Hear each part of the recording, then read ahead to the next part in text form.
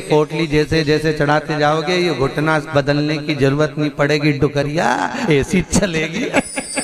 चक रहे और क्या कमरा भी है, शादी आई एक में 6 भरा, 6 इसलिए भरा तुम रात भर सत्संग करो, भजन करो, स्मरण करो, और जितना सत्संग का आनंद हो सकता है।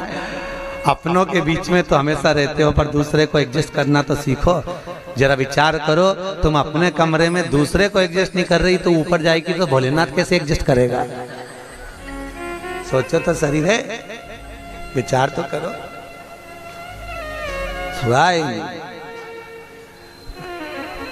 भगवान शिव की कथा है, 24,000 श्लोक शिव महापुराण में है, 12 संहिता, और एक एक संहिता भगवान शंकर को समर्पित है। भगवान शिव 6 सूत्र शिव महापुराण के हैं कि शंकर को पाने के 6 सूत्र बताएं। पहला, मस्तक पर तिलक लगा दो, त्रिपुंड लगा लो, नहीं लगा सकते तो गले में रुद्राक्ष की माला पहन लो। इतना भी नहीं कर सकते, तीसरे नंबर का सूत्र है कि भगवान शंकर का मंत्र जाप कर लो, नमः शिवाय, ओम नमः शिवाय। ये भी नहीं कर सकते तो मंदिर में शंकर जी को 1 लोटा पानी चढ़ा दो, चौथा सूत्र। 5वां सूत्र है, इतना भी नहीं कर सकते तो किसी शंकर के मंदिर के पास में से निकल कर चले जाओ तो शंकर के मंदिर का शिखर का दर्शन हो जाएगा। शिखर दर्शनम सर्व पाप नाशनम, बस उतना भी बहुत है। ये 5। और 6ठे नंबर का सूत्र है, अगर इतना भी नहीं कर सकते तो पूरी जिंदगी में अगर 12 ज्योतिर्लिंग पर पहुंचकर शंकर की कथा को सुन लोगे तो फिर दूसरा जन्म नहीं होता। ये 6 सूत्र शंकर को पाने के हैं, भगवत भक्ति को पाने के हैं, भगवत रसतत्व को पाने के हैं। 6 सूत्र है, शंकर का अनुमोदन करें। ऐसी कौन सी भूमि है, ऐसी कौन सी जगह है जहां शंकर नहीं है? हर जगह, हर तत्व में, कण कण में, हर जगह पर वही तो समाया है। बस हमारे नेत्र परखैया नहीं है, इसलिए हम पहचान नहीं पाते। बहुत दुनिया के लोग बहुत कम पहचान कर पाते हैं। बस अंतर तब आता है एक घर के बुजुर्ग माता पिता को और एक परमात्मा को लोग अंतिम तक नहीं पहचान पाते। अंतिम तक बहुत कठिन। माता पिता सब कुछ दे देते हैं बच्चों को। एक सास अपनी बहू को जब पसंद करके आती है, जो सास कभी अपनी देवरानी जेठानी की एक अंगूठी नहीं दे, वो हाफ सेट दे के आ जाती है। सोचो जरा, विचार करो। खुद कैसी भी साड़ी पहने पर बहू को एक से बढ़कर एक चढ़ावे में चढ़ा देती है, तैयार होने का डब्बा भी देती है, नंबर की चप्पल भी देती है, सब कुछ देती है। शादी नहीं होती उससे पहले ना जाने कितना सास बहू को दे आती है। कितना विश्वास सास का बहू पर होगा। और बहू जब पहली विदाई में घर से सास के यहाँ से जाती है तो अलमारी में ताला लगा के चाबी घर ले जाती है। सोचो, सास ने कितना विश्वास करा, सब कुछ दे दिया, और बहू ने ऐसा विश्वास करा कि चाबी तक बटोर के पहली विदाई में ले गई। पहली विदाई क्यों? क्योंकि नंदे आई हैं, डोकरी निकाल के ना दे दे कच्छो। विश्वास कहाँ, भरोसा कहाँ, पूर्ण तक कहाँ है? भगवान शंकर की कथा कर रही है। 6 सूत्र में से अगर एक सूत्र भी भगवान शंकर का आपकी जिंदगी में आ गया तो जीवन का आनंद देने वाला हो गया। ध्यान देना, कन्यादान जो तुमने करा है उसका पुण्य तुम्हारे मरने से पहले हो सकता है कि समाप्त हो जाए। अन्नदान जो तुमने करा है उसका पुण्य हो सकता है तुम्हारे मरने से पहले समाप्त हो जाए। क्योंकि कई लोग कहते हैं हमने कन्यादान करा, हमने वस्त्र दान करा, हमने मुद्रा दान करी, हमने स्वर्ण दान करा, हमने अन्न दान करा, हमने भागवत कराई, हमने रामायण करवाई, हमने गीता करवाई, हमने तीर्थ करे, हमने व्रत करे। ये सारे पुण्य तुम्हारे खाते में हैं। एक पलड़े में तुम्हारे पुण्य रखे हैं, पर एक पलड़े में जो पुण्य इकट्ठे करके रखे हैं तो पाप भी तो देखो कितना करो। पाप भी तो देखो, मालूम पड़े मुंह से किसी की निंदा कर दी, उसी पुण्य में से कम हो गया। हुआ कि नहीं हुआ? अरे बोलो तो सही, अब 200 रुपए लेके आई थी, अब 200 रुपए में से खर्चा करते जा रहे हो तो होगा कि नहीं होगा खर्चा? थोड़ा गलत बोल दिया, पुण्य समाप्त तो हुआ। किसी को अपशब्द बोल दिए, पुण्य समाप्त तो हो गया। किसी के लिए गलत देख लिया, पुण्य समाप्त तो हो गया। किसी के लिए गलत सुन लिया, पुण्य समाप्त तो हो गया। हमने पुण्य तो बहुत कमाया, हमने ढेर पुण्य इकट्ठा करा। कन्यादान, वस्त्रदान, अन्नदान, मुद्रादान, स्वर्णदान, भागवत, रामायण, गीता, यज्ञ, अनुष्ठान, संत पूजा, गुरु पूजा, सब कुछ करी, पुण्य तो ढेर इकट्ठा करा। पर मरने से पहले ये सारा पुण्य तुम्हारा बोलने से, अपशब्द कहने से, ताना देने से, निंदा सुनने से, गलत देखने से समाप्त हो गया। पर शिव महापुराण की कथा कहती है सारे पुण्य तुम्हारे मरने से पहले भले समाप्त हो जाएंगे, पर शिव महापुराण की कथा यदि तुमने भूल से भी 5 मिनट की भी सुन ली तो वो जिंदगी भर अटल और अमर हो जाती है, वो कभी समाप्त नहीं होती। शिव महापुराण की पुण्य कभी समाप्त नहीं होता, शंकर का किया हुआ पुण्य कभी समाप्त नहीं होता।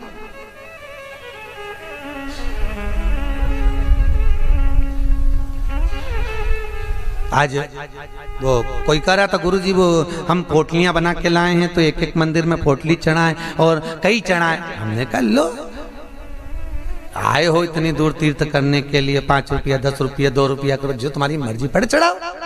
84 महादेव का क्या बार-बार दर्शन करने जाओगे? ब्रज 84 कोस की परिक्रमा तो तुमने ना जाने कितनी बार लगा ली होगी ब्रजमंडल में पहुंचकर, पर 84 महादेव का दर्शन करने के लिए आए हो। और वो 84 महादेव जिसको स्वयं भगवान शंकर की बहन छिप्रिया ने प्रकट किया था, शंकर के ही रूप तत्व से 84 रूप में उनको प्रकट किया है। पूरे विश्व में कहीं पर नहीं है, केवल उज्जैन में, केवल उज्जैन। तो भगवान शंकर की कथा कर रहे हैं, भगवान भोलेनाथ का चरित्र वर्णन कर रहा है।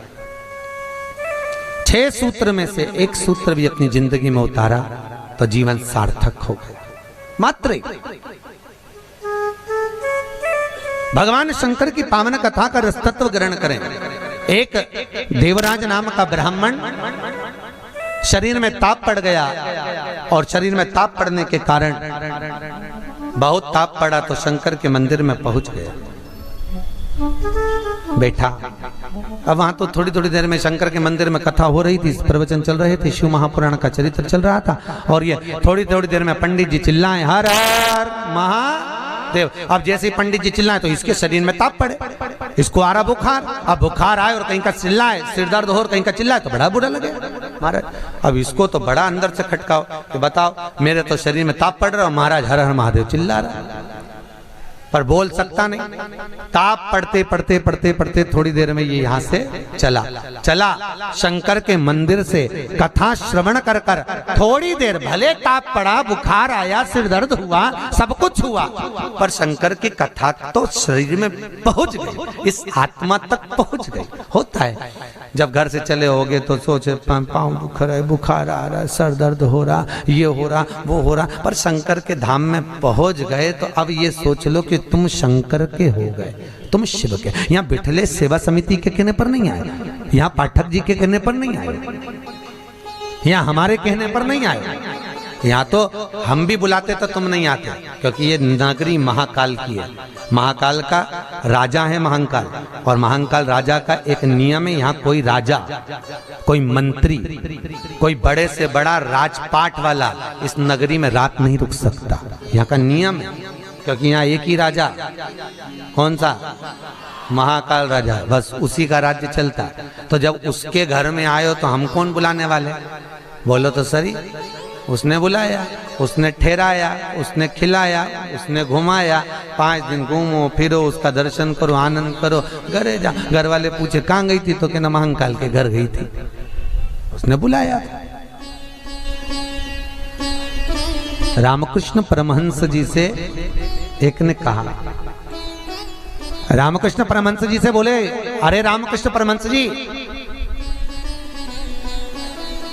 हमने सुना है कि माता जगतजननी जगदम्बा शारदा भवानी माँ देवी आपसे बात करने के लिए आती हैं, आपसे मिलने के लिए आती हैं। रामकृष्ण परमहंस जी ने कहा, तो रामकृष्ण परमहंस जी अगर देवी जी तुमसे मिलने आती हैं, देवी जी तुमसे बात करने आती हैं, जगदम्बा तुमसे मिलने के लिए आती है, तो रामकृष्ण परमहंस जी एक काम करो ना, एक आध बार माता जी को हमारे घर भी भेज दो।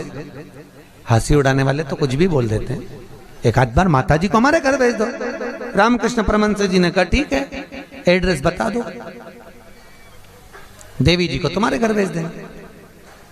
बोलो एड्रेस क्या है? उस व्यक्ति ने कहा फलाना गली में, फलाना मोहल्ले में, ये वाले मकान में, इस नंबर में, इस जगह पर मैं रहता हूं। रामकृष्ण परमहंस जी ने कहा, स्वामी विवेकानंद के गुरु रामकृष्ण परमहंस जी कहते हैं जो एड्रेस आपने दिया ये तो आपके घर का है, ये आपके घर का एड्रेस है, आपका एड्रेस दीजिए, आप कहाँ रहते हैं। उसको लगा मैं दुकान पे रहता हूं तो हो सकता दुकान का मांग रहा है, उन्होंने दुकान का एड्रेस दे दिया। रामकृष्ण परमहंस जी बोले ये तो दुकान का एड्रेस है, आप कहाँ रहते हो, आपका एड्रेस दो। तो रामकृष्ण परमहंस जी के शब्द सुने तो उस व्यक्ति ने कहा ये हमारा ही तो एड्रेस है। रामकृष्ण परमहंस जी बोले जिस घर का एड्रेस दिया वो तो घर का है, जिस दुकान का एड्रेस दिया वो तो दुकान का, कि दुकान यहाँ है वो वहां घर है, तू कहाँ रहता है, तेरा एड्रेस बता, तू रहता कहाँ है। रामकृष्ण परमहंस जी के शब्द सुने, उसने चरण पकड़ लिया और रामकृष्ण परमहंस से पूछा आप बताओ कि मेरा निवास कहाँ है। रामकृष्ण परमहंस जी कहते हैं इस शरीर का आखिरी निवास तो शमशान है, मनुष्य वहां निवास करने वाला है। बस ये आत्मा परमात्मा के चरणों में रहे और शरीर आखिरी में वहां पहुंच जाता है, आखिरी में। बड़े आश्चर्य में लोग बताते हैं हम वहां रहते हैं, तुम नहीं रहते, तुम्हारा घर रहता है, तुम चले जाओगे घर में ही रह जाएगा, अभी तुम्हारा एड्रेस है फिर तुम्हारे बेटे का हो जाएगा। अरे बोलो तो, फिर बेटा गया पोते का हो जाएगा, पौता गया पर पोते का हो जाएगा, वो तो घर का पता है, तुम्हारा एड्रेस क्या है, तुम किस पते पे रहते। अताना पता जबरदस्ती के लापता घूम रहा, काय का पता तुम्हारा, जबरदस्ती के छाती ठोक के मेरा घर मेरा घर मेरा घर। एक आध दिन यमराज आई गया, उठा के ले गया, सब धाड़ धाड़ रोएंगे। 2-3 महीने के बाद, 4-6 महीने के बाद बेटा नेम प्लेट निकाल के खुद की चिपका देगा, मेरा घर काय का घर तुम्हारा।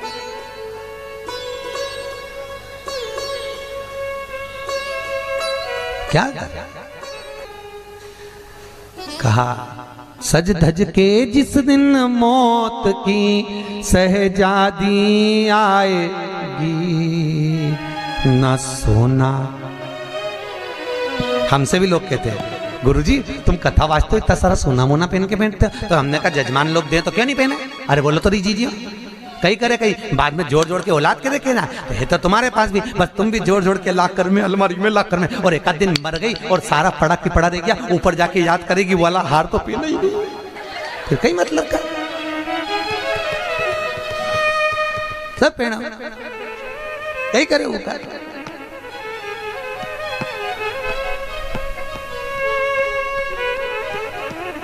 उसका करे क्या, जितनी साड़ी धरी है सब पहन लो जीजियों, बाद में किसी काम की नहीं, सब धरी ले जाए। ऊपर जाती जाती यमराज सेकेगी, नीली वाली तो पहनी नहीं थी, अभी पीको लगवाई थी, एक बार फिर से छोड़ दे वंश मोर, फिर से छोड़। भगवान भी यमराज भी कहेगा चल ऊपर चल, अब कहीं नहीं पहने, ले गया वही करे। खूब जोड़ा, आखिरी में यही छोड़ा, और फिर इतना बड़ा फोटो टंगा, उनमें प्लास्टिक के फूल की माला, और वो भी पंखा में माला यूं हिले,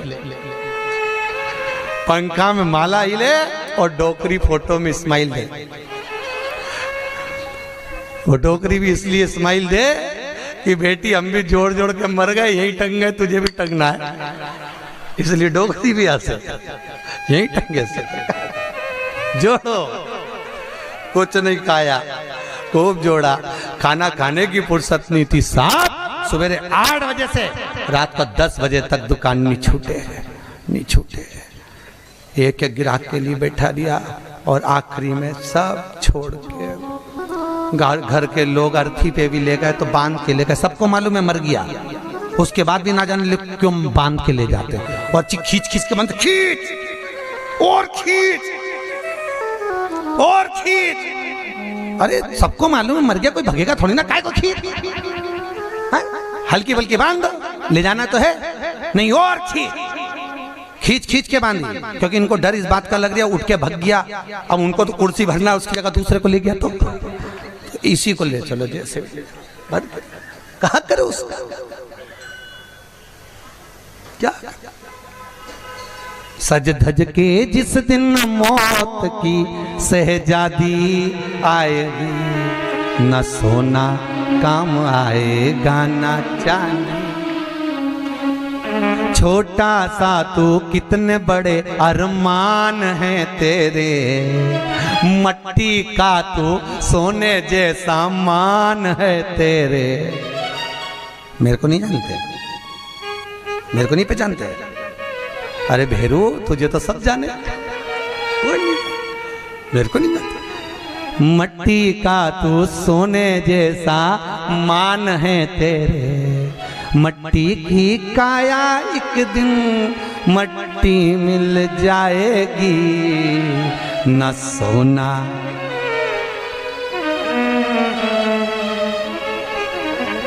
कई करोगा फिर।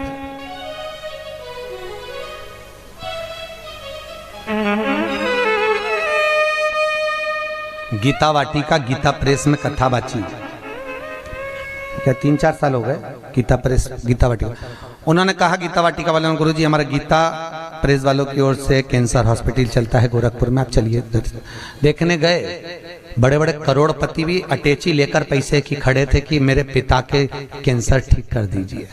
इनका ये पत्नी का कैंसर, अटैचियों में माल भरा था और कह रहे थे ये ठीक कर दीजिए, अटैचियों में माल भरा।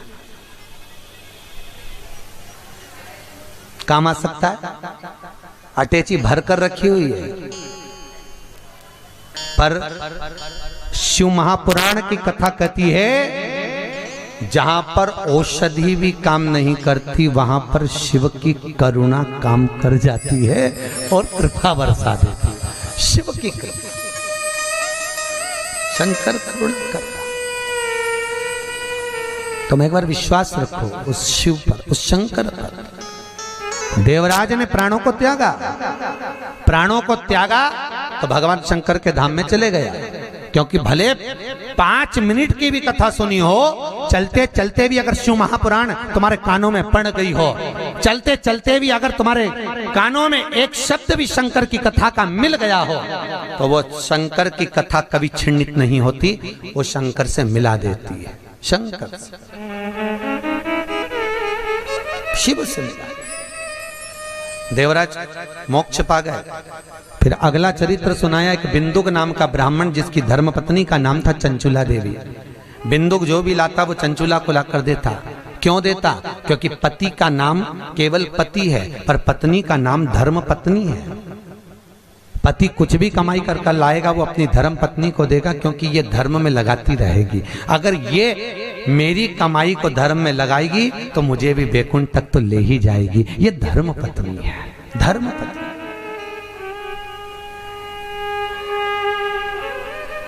एक कथा के मुख्य यजमान गोपाल मंदिर वाले महाराज जी बने हैं, पंडित जी पाठक जी, परंतु इनके मन में कथा का आया ना आया वो बात की बात है, पर धर्म पत्नी हमारी भाभी जी, इनका मन में कथा सुनकर मन में भाव आ गया, गुरुजी एक कथा करो, बस ये कृपा। जिंदगी में एक बार शिव महापुराण, फिर ठाकुर जी की जो मर्जी, भोलेनाथ की जो, पर शिव पुराण तो करा। हजारों हजार भागवत, हजारों हजार राम कथा, हजारों हजार गीता का स्मरण करने पर भी जो पुण्य प्राप्त नहीं होता, वो मात्र एक दिन की, मात्र 5 मिनट की शिव महापुराण श्रवण करने से प्राप्त हो जाता है। साहब शंकर की कथा का रसतत्व ग्रहण करने से प्राप्त हो जाता है, मात्र एक क्षण की, एक क्षण। और बहुत किस्मत वाले हो साहब, आपके बच्चों ने, आपकी बहुओं ने, आपकी बेटियों ने, आपके परिवार वालों ने आपको जमा कर सूटकेस अटैची जमा कर भेजा है साहब। आपकी बहुओं को, आपके बेटों को, आपकी बेटियों को धन्यवाद दूंगा। उन्होंने कहा मम्मी जाओ, पापा जाओ, हम बोलते हैं, हम बुक कराते हैं। और मैं धन्यवाद दूंगा पाठक जी आपके भी बहन बेटियों को। उन्होंने कह दिया मम्मी तू कथा करवा, पापा आप लग रहो, अपन करते हैं व्यवस्था, सब आनंद होगा, कथा का मस्त था। ये जीवन का सुख है साहब। याद रखना, कोई एक बेकार काम करते हैं तो हमारे पितरों को लोग देखने तक नहीं जाते, पर घर का एक व्यक्ति भी अगर पुण्य का कार्य कर लेता है तो उसके पूर्वजों की पीठ स्वयं नारायण जाकर थपथपाते हैं कि तेरे वंश में कोई पैदा हुआ जिसने सत्कर्म करा, सत्कर्म किया।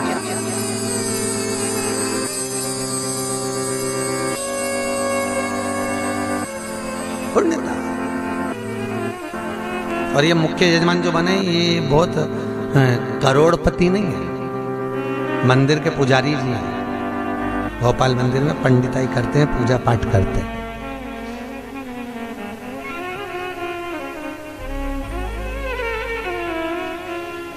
उसमें भी शायद मेरे हिसाब से, मेरी सोच से तो 3-4 हजार रुपये महीना कुछ मिलता होगा।